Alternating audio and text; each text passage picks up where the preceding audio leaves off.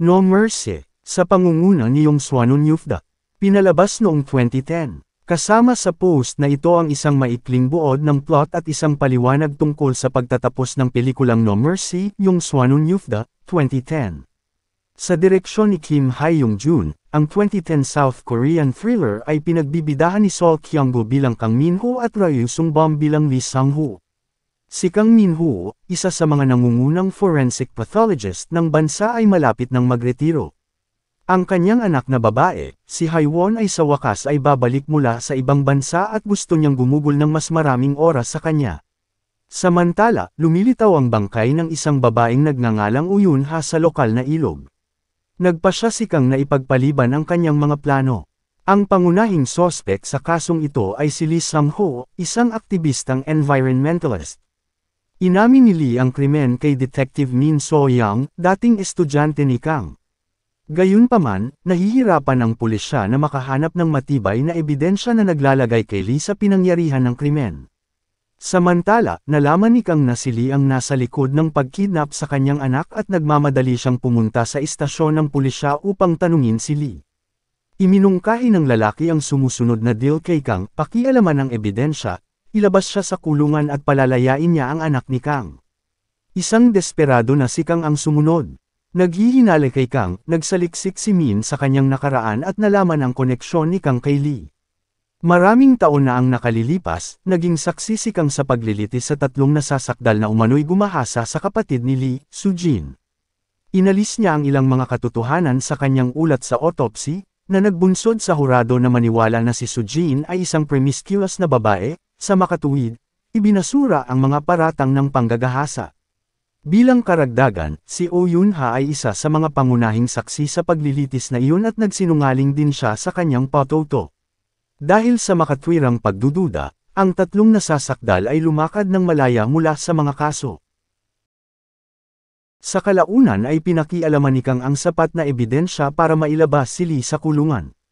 Pagkatapos niyang palayain, sinundan ni Kang si Lee sa kanyang bahay.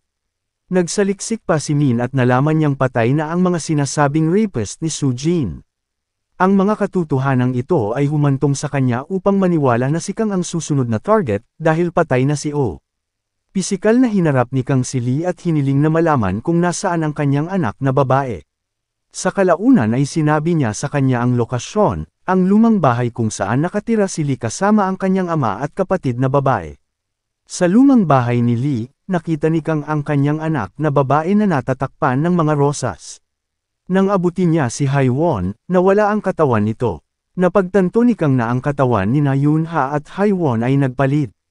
Sa makatuwid, ang unang autopsy na ginawa ni Kang ay talagang kay Hae-won. Ang pagkaunawang ito ay nagdulot ng purong paghihirap sa Kang. Samantala, nasa labas si Lee at hinihintay si Kang. Nakiusap si Min kay Kang na huwag patayin si Lee at ipaubaya siya sa mga awtoridad. Sa galit, hindi pinansin ni Kang ang pakiusap ni Min at ginamit ang kanyang baril para patayin si Lee. Pagkatapos, siya ay nagpapatuloy sa pagbaril sa kanyang sarili sa ulo. Ang pelikula ay nagtatapos sa sinabi ni Lee na ang pagkamuhi ay madali, habang ang pagpapatawad ay mahirap. Hindi sinasadya ni Lee na turuan ng leksyon si Kang, gusto lang niyang saktan si Kang sa abot ng kanyang makakaya. Ito ay hindi kailanman tungkol sa pagtubos. Kaya tungkol saan ang lahat? Paghihiganti. Kaya naman pinatay ni Lee si Hae-won. Dahil sa sinabi nito, hindi na nagkaroon ng pagkakataon si Kang na maibalik ang kanyang anak na babae. Patay na siya bago magsimula ang laro. Kaya, pumunta tayo sa nitty-gritty. Nararapat bang ipapatay ni Kang ang kanyang anak na babae? Sa puntong ito, collateral damage lang ang anak ni Kang. Ang pangunahing target dito ay tiyak na si Kang. Kahit ilang beses humingi ng tawad si Kang kay Lee, hindi niya malalaman ang sakit at galit na bumabagabag kay Lee araw-araw simula nang mamatay ang kanyang kapatid. Una, ginahasa ang kanyang kapatid, pagkatapos ay sinisiraan siya. Si Soo-jin ang malinaw na biktima dito, wala siyang ginawang masama. Gayunpaman, mabilis siyang hinatulan ng bayan. Ang trauma at ang resulta, ay humantong kay Soo-jin na magpakamatay.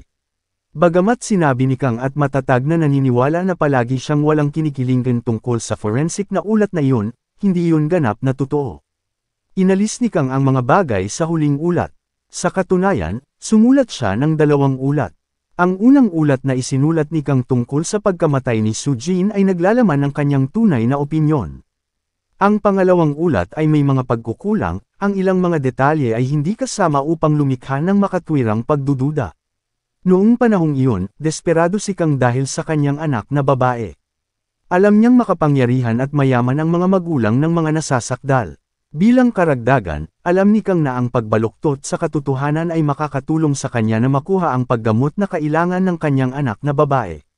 Ngunit sa anong halaga, nagpakamatay si Sujin dahil tinuturo siya ng buong bayan at tinatawag siyang patutot. Ngayon, pinapatay ng ulat ni Kang ang anumang pagkakataong mabigyan ng hustisya ang pangalan ni Sujin. Iyan ay hindi etikal. Dahil sa sinabi nito, may lehitimong dahilan si Lee para kamuhian si Kang. Paano naman si Oh Yun-a? Nararapat ba siyang mamatay? Tulad ni Kang, si Yun-a ay gumawa ng isang bagay na napakalilam sa paglilitis, nagsinungaling siya. Bilang karagdagan, malamang na nakakuha siya ng pera mula sa mayayamang magulang upang magsinungaling sa korte. Dahil sa kanyang pahayag ay nagmukhang guilty si Sujin, dahil ipinahiwatig niya na gusto ni Sujin na makasama ang mga rapist. Nagdudulot ba ng hustisya kay Sujin ang pagkamatay ni Kang? Sa punto niya, hindi na hustisya ang ginagawa ni Lee kay Kang. Si Lee ay isang individual sa sakit. Ang puot, tulad ng sinabi niya, ay parang isang kanser na lumalaki sa loob niya. Sa makatuwid, ang tanging paraan upang palayain ang kanyang sarili at makakuha ng kapayapaan ay kamatayan. Iyon ang dahilan kung bakit siya pinatay ni Kang. Sa puntong ito, wala ring maraming pagpipilian si Kang, makukulong siya para sa pakikialam sa ebidensya.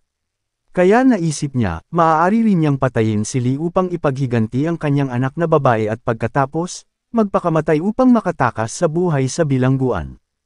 Iyon ang nangyari. Si Yong Swanon Yufda ay isang nakakaganyak na thriller na may mahusay na balanseng antagonist. Sa likod ng peking ngiti ni Lee, naroon ang isang napakasira na individual. Ang kanyang plano ay hindi na makaalis dito ng buhay. Though, nakapatay na siya ng pinakamaraming tao, baka isa siya sa pinaka-inosente na character sa story. Hindi masamang tao si Kang, ngunit may ginawa siyang masama. Bagaman, hindi sumulat si Kang ng mga kasinungalingan sa mga ulat, tinanggal niya ang ilang mahahalagang detalye na maaaring naglagay sa mga rapist sa bilangguan. Patay na si Sujin sa oras ng paglilitis, ngunit kinaladkad ni Kang ang kanyang imahe sa putik kasama ang kanyang patoto. Nang sabihin niya na ito ay consensual sex sa halip na panggagahasa, pinakawalan niya ang mga rapist.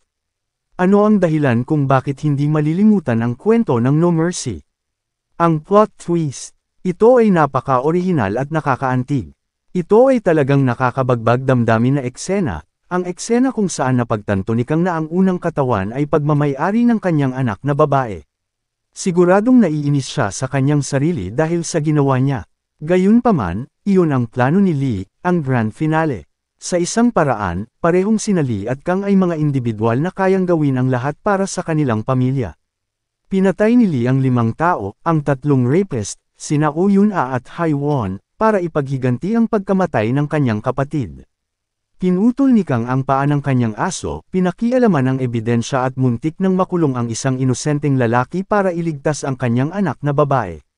Ligtas na sabihin na pareho silang tapat at napaka-tapat sa kanilang mga pamilya. Sa pangkalahatan, ang No Mercy, 2010, ay isa sa mga pinakamahusay na pelikula sa loob ng genre nito na may talagang malakas na pagganap mula kay Seo Kyung-gu, Kang, at Ryu Sung-bum Lee. Ang aktor na gumanap na antagonist ay napakahusay dahil pinadiin niya ang mga manunood sa sakit at galit ng karakter. Maraming salamat sa panood, paki-like, comment and subscribe na rin po ang aking channel para sa mas marami pang content at recaps kagaya nito.